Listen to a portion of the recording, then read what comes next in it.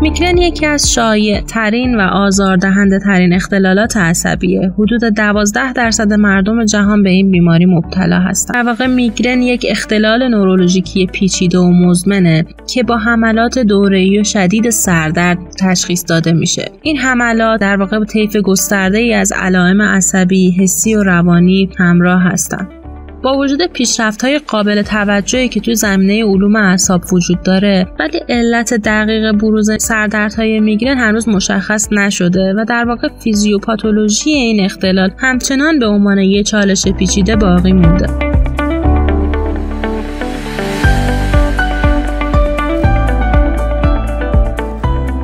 شواهد نشون داده که توی افراد مبتلا به میگرن یک سری اختلالات نورولوژیکی گذرا توی سیستم عصبی مرکزی اتفاق میفته که همین به عنوان محرک اصلی حملات میگرنی در نظر گرفته میشه.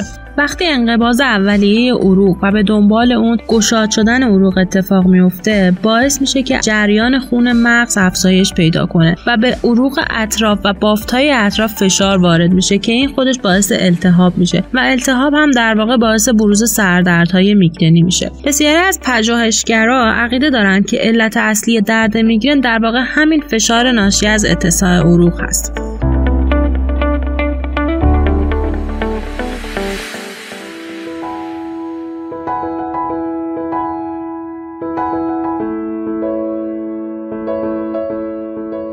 علاوه بر این، عصب سه‌قلو به عنوان یک عنصر کلیدی تو پاتوفیزیولوژی میگرنه و نقش مهمی داره در انتقال سیگنال درد به مغز. هیپوتالاموس هم که به عنوان یک مرکز تنظیم کننده مهم توی مغز عمل میکنه و میتونه به طور مستقیم و یا غیر مستقیم روی فعالیت عصب سه‌قلو تاثیرگذار باشه. تو مراحل اولیه حمله میگرنی فعالیت غیر طبیعی هیپوتالاموس اتفاق میفته که این باعث میشه که عصب سه‌قلو تحریک بشه و تحریک این عصب هم باعث میشه که ارسال پیام درد به هسته‌های تریجمینال اتفاق بیفته و در نهایت پیام درد به تالاموس برسه و این خودش باعث تشدید احساس درد میشه.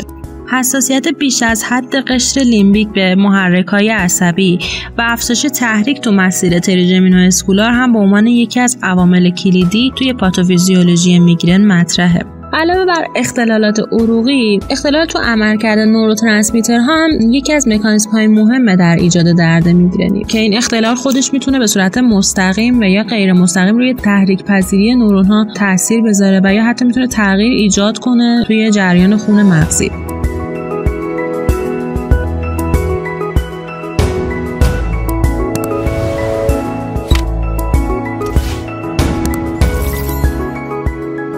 فرآیند این تغییر اینجوری شروع میشه که توی سطح سیستم سروتونرژیک یه تغییر ایجاد میشه اول که این تغییر باعث میشه که سطح سروتونین کاهش پیدا کنه. و وقتی که سطح سروتونین کاهش پیدا میکنه، حساسیت و تحریک پذیری نورون ها بیشتر میشه و در ادامه این فرآیند فعالیت سیستم گلوتاماترژیک افزایش پیدا میکنه که این باعث میشه که آزادسازی بیش از حد گلوتامات اتفاق بیفته و در نهایت گیرنده های NMDA فعال بشن و این هم باعث میشه که حساسیت نورون ها به محرک‌های داخلی و خارجی بیشتر بشه. خود این حالت هم که به وجود میاد باعث میشه که سیستم نیتروکسیدرژیک فعال بشه و در نهایت منجر میشه به تولید نیتریک اکساید و کینید. نیتریک اکساید هم که با پروستاگلاندین ها تعامل میکنه و در نهایت باعث اتساع رگ‌های خونی میشه که این هم خودش باعث التهاب میشه در واقع. اما بین این تغییرات یه تغییری هم تو سیستم کلسیومی به وجود میاد، باعث افزایش ورود کلسیوم به داخل سلول‌های عصبی میشه. خب ما میدونیم کلسیوم به عنوان یک پیامرسان ثانویه عمل میکنه و باعث فعال شدن بسیاری از آنزیم‌ها میشه که در واقع این آنزیم‌ها مرتبط هستن با دردهای میگرنی و همچنین کلسیوم میتونه باعث بشه که آزادسازی اتفاق بیفته برای خیلی از نوروترانسمیترها و پپتیدهایی که مرتبط هستن با درد میگرن. نمونه از این پپتیدها ما میتونیم پپتید مرتبط با ژن کلسیتونین رو نام ببریم. CGRP هست که CGRP در واقع علت اصلی دردهای ضرباندار توی میگرنه و باعث میشه آستانه تحمل درد کم بشه و این پپتید در واقع نقش مهمی داره در تداوم دردهای میگرنی.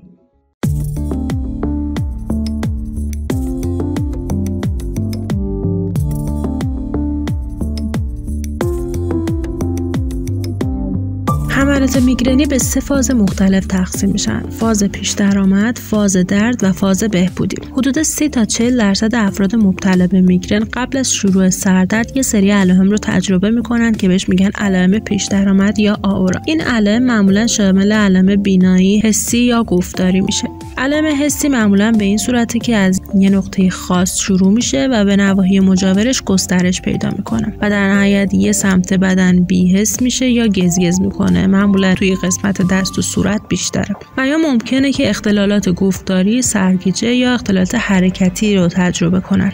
در کل به میگرنی که همراه باشه با اختلالات حرکتی میگرن همیپلژیک میگن، به معنی فلج یک طرفه. تو اینا میگرن ضعف عضلانی میتونه تا 1 ساعت هم طول بکشه. تو موارد نادر ممکنه که فاز پیش درآمد یا آورا تو بیمار تجربه بشه ولی سردرد یا اون فاز حاد درد تجربه نشه، اتفاق نیفته برای بیمار. به اینا میگرن میگن میگرن خاموش. تو فاز پیش درآمد سطح نوروترانسمیترها به این صورتی که سطح سروتونین کاهش پیدا میکنه و سطح گلوتامات افزایش پیدا میکنه. فاز بعد از فاز پیش درآمد فاز درد. توی فاز درد بیمار شدیدترین درد رو حس میکنه، سطح نیتریک اکساید CGRP و گلوتامات بالا میره و اینها باعث بروز درد شدید و حالت تهوع میشه. فاز بعد از فاز درد هم فاز بهبودیه که بعد از حمله اتفاق میفته و کاهش تدریجی مواد واسطه التهابی اتفاق میفته که این باعث میشه بیمار به حالت تعادل برگرده و علائم بهبود پیدا کنه.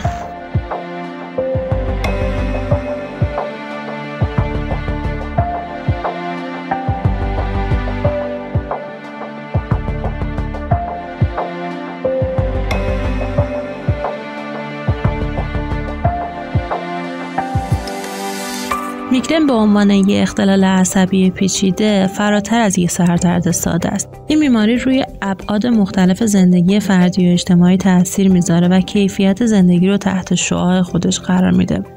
درد مزمن، اختلالات خواب، استرس، افسردگی، کاهش عملکرد شناختی از عوارض این بیماریه که به طور قابل توجهی توانایی فرد رو تو انجام فعالیت روزانه، تعاملات اجتماعی و رضایت از زندگی تحت تاثیر قرار میده.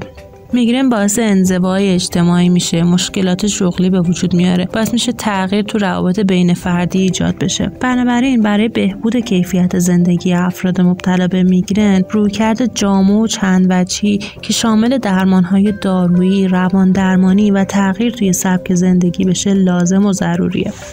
با وجود اینکه درمان قطعی برای میگرن وجود نداره، اما طیف گسترده‌ای از درمان‌ها برای مدیریت علائم و کاهش فراوانی حملات میگرن وجود داره که این درمان‌ها معمولاً بر اساس شدت و فراوانی حملات، سن بیمار و سایر عوامل فردی اون انتخاب میشن. درمان‌های میگرن به 2 دسته تقسیم میشن. دسته اول که داروهای فاز حاد هستن برای تسکین علائم حاد حمله میگرنی استفاده میشن. یعنی اون زمان که حمله و فاز درد شروع میشه این داروها رو استفاده میکنن که علائم تسکین پیدا میکنه. نمونه‌های این داروها تریپتان ها هستن، ارگوتامین ها، داروهای ضد التهاب غیر استروئیدی و استامینوفن ها. دسته دوم داروهای میگرنی داروهایی هستن که برای پیشگیری و کاهش فراوانی و شدت حملات میگرنی استفاده میشه. یعنی قبل از اینکه حتی علائم پیش درآمد شروع بشن این داروها استفاده میشن تا فراوانی و شدت حملات کاهش پیدا بکنه. از این داروها میتونیم بتا بلوکرها، ضد تشنج‌ها، ضد افسردگی‌های 3 حلقه و آگونیست‌های سروتونین رو نام ببریم.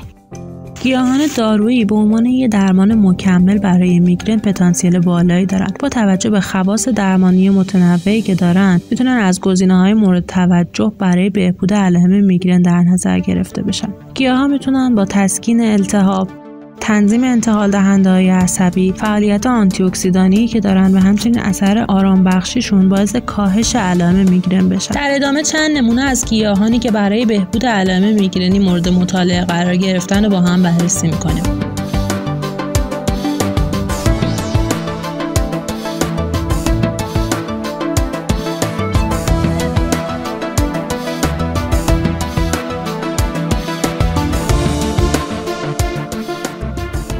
گیاه اول بابونه است. بابونه یک گیاهی با قدمت طولانی توی طب سنتی که به دلیل خواص ضد التهاب و آرام بخشی که داره به عنوان یکی از گزینه‌های درمانی خوب برای میگرن مورد توجه قرار گرفته. ترکیبات فعال مهم موجود در بابونه آپینرژین و بیزاپولول هستند. اینها میتونن با مهار آنزیم تولید کننده پروستاگلاندین باعث کاهش التهاب بشن. علاوه بر این بابونه میتونه تاثیر بذاره روی گیرنده‌های بنزودیازپین مغز و اینجوری اثر آرام بخش داشته باشه و استرس و اضطراب رو کاهش بده که میدونیم هر دوی این عوامل از عوامل تشدید کننده درد میگرن هستن. بابونه با تنظیم سیستم ایمنی و کاهش حساسیت به درد باعث تسکین علائم درد میگرن میشه.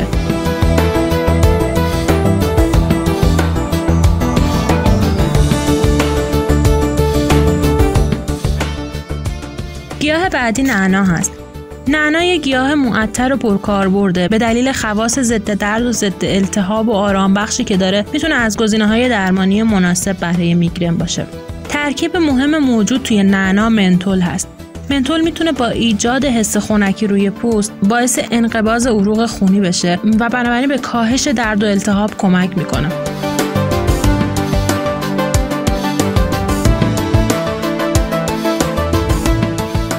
گیاه بعدی زنجبیل هست. زنجبیل هم یک گیاه پرخاصیته که به دلیل ترکیبات فعال بیولوژیکی که داره مثل جینجرول و شوکائول به عنوان یک درمان مکمل برای میگرن مورد توجه قرار گرفته. این ترکیبات باعث مهار آنزیم تولید کننده پروستاگلاندین میشن و در نتیجه از التهاب جلوگیری میکنن. زنجبیل یک آنتی اکسیدان قویه که با خنثی‌سازی رادیکال های آزاد از سلول در برابر آسیب محافظت میکنه. علاوه بر اینها زنجبیل میتونه بر سیستم عصبی مرکزی هم تاثیر بذاره و باعث کاهش حساسیت به درد بشه و همچنین باعث کاهش حالت تهوع ناشی از میگرن بشه.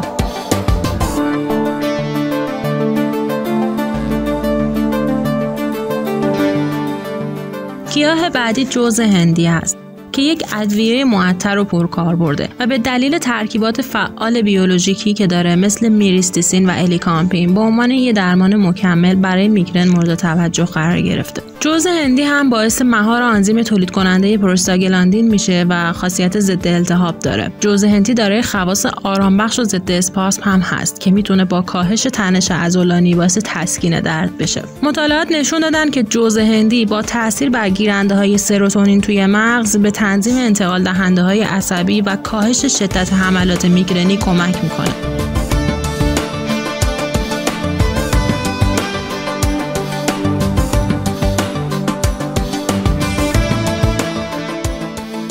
گیاه بعدی بادرنج‌بویی است. گیاهی با رایحه لیمو و خواص آرام بخشه. از دیرباز توی طب سنتی برای درمان طیف وسیع از بیماری‌ها از جمله میگرن مورد استفاده قرار گرفته. ترکیبات فعال مهم بادرنج‌بویی اسید رزمارینیک و اوژنول هستند. این ترکیبات خواص ضد التهابی و آنتی اکسیدانی دارند که به کاهش التهاب عروق خون کمک می‌کنند و در نهایت باعث کاهش درد میشن. بادرنج‌بویه با اثر روی سیستم عصبی مرکزی به عنوان یک آرامبخش طبیعی عمل میکنه و اضطراب و استرس رو کاهش میده. بادرنج‌بویه با تنظیم سطح برخی از انتقال دهنده‌های عصبی مثل گاما آمینوبوتریک اسید باعث بهبود عملکرد سیستم عصبی و کاهش حساسیت به درد میشه.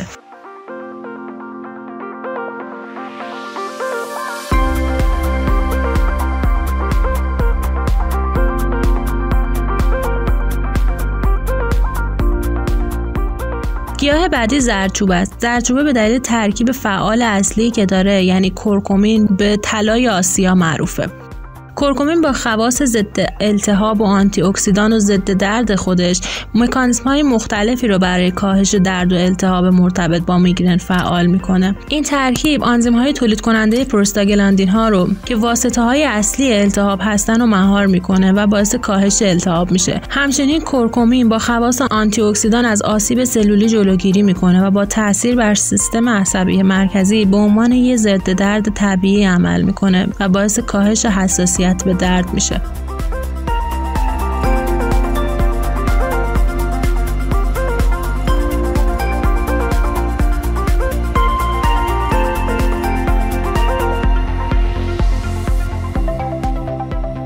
گیاه بعدی گل مغربیه که یک گیاهی با خواص درمانی متنوع است که به دلیل محتوای بالای اسیدهای چرب امگا 6 پتانسیل بالایی برای بهبود دردهای میگرنی داره. اسیدهای چرب امگا 6 موجود تو گل مغربی با کاهش التهاب و تنظیم عملکرد سیستم عصبی مرکزی میتونن به کاهش شدت و فراوانی حملات میگرنی کمک کنن. با تاثیر بر غشای سلولی نورون‌ها به بهبود عملکرد عصبی کمک میکنن. علاوه بر اینها گل مغربی با خواص آرام بخش خودش باعث کاهش استرس و اضطراب هم میشه.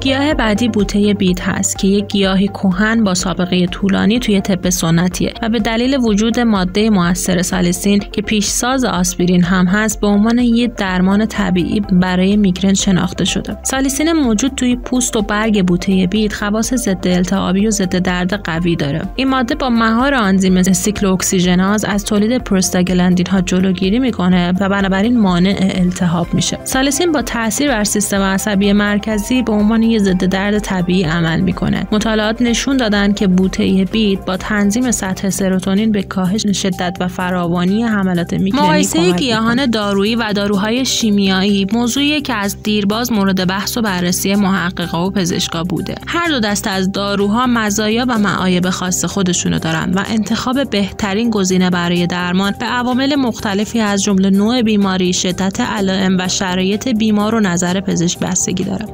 از مزایای گیاهان دارویی میتونیم به طبیعی بودن، اثرات جانبی کمتر، تأثیر بر چندین سیستم بدن، در دسترس بودن و هزینه کمتر اشاره کنیم و از معایب گیاهان دارویی هم میتونیم به استانداردسازی پیچیده، تداخل با داروهای دیگر، اثر بخشی کندتر و عدم وجود مطالعات کافی اشاره کنیم. برای داروهای شیمیایی همچنین از مزایای اونها میتونیم از اثر بخشی سریع، دوز دقیق و توسعه سریع رو نام ببریم و از معایب اونها میتونیم به عوارض جانبی بیشتر، اعتیاد آوری، هزینه بالا و تأثیر فقط بر یک سیستم خاص اشاره کنیم.